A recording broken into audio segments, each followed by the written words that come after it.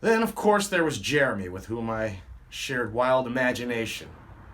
Most of our talks revolved around swords, sorcery, or our recent discovery and love of rock and roll music, like Cheap Trick. His family lived but 2 holes on the golf course away, and for some years we were inseparable.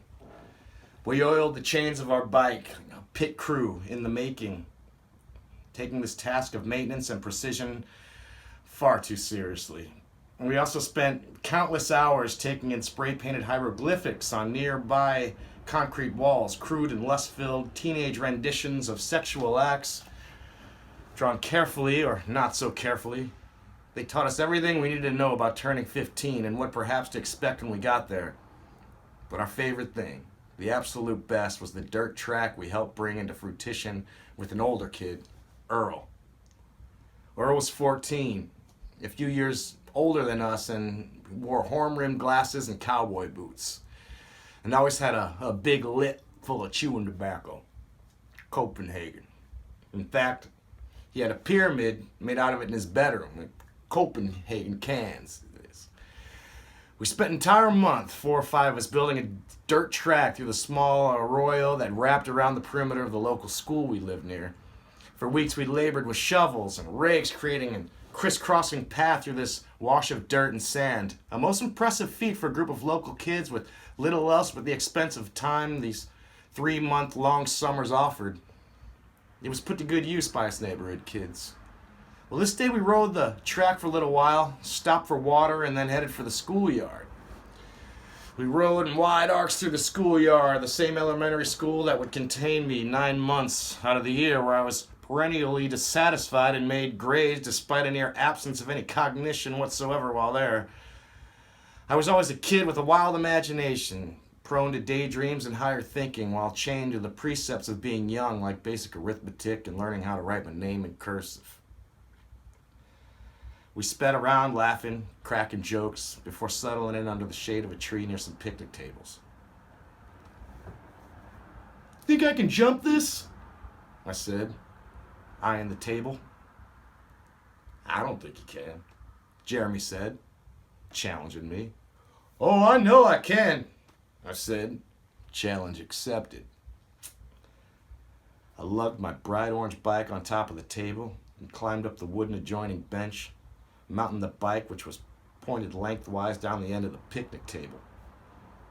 For some reason, I felt abnormally high up, sitting on the top of my bike on top of this table. I felt my palms go clammy and my heart began to race, and a thrilling idea was turning, perhaps into a battle.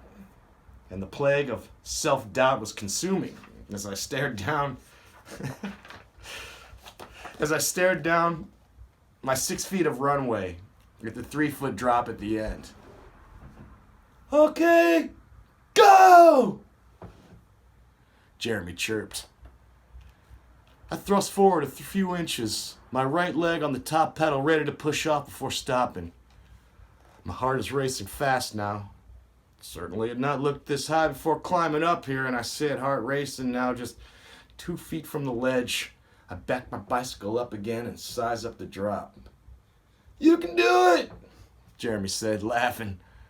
I closed my eyes and pushed forward, taking 3 full strokes of the pedal and give a meek jerk on the front of my bike as I tumble forward, the horizon, dirt and dried grass racing towards my face. The sensation of tumbling before the dull crack and deafening blunt shock of bone hitting earth. Black. I come to bewildered. My limbs and the tubing of this bicycle are now entangled like an octopus plucked from the water and floundering about.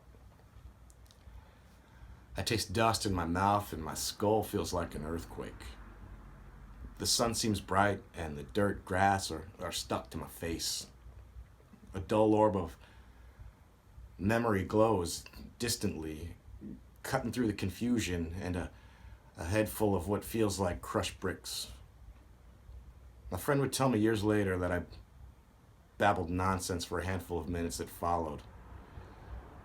At the water fountain, I'm encouraged to drink a little. and then I sit down while my head clears so we could get our alibi straight.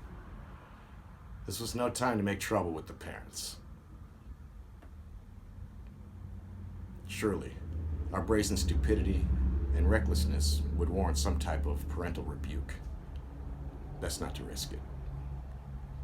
As we head down from the school, Jeremy asks repeatedly if I'm okay, which I assure him I am, and just brush the dirt off my face.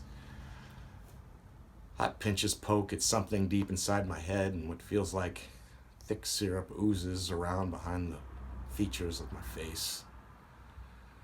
My thoughts turn into oatmeal, and I wince as trains roar through my head. I tell no one that I have a headache for weeks.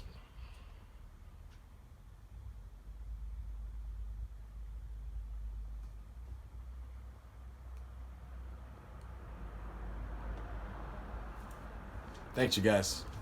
Really hope you enjoyed it. And like I said, get this book. That's it. And hope you're well. Be safe. Stay healthy. Stay inside.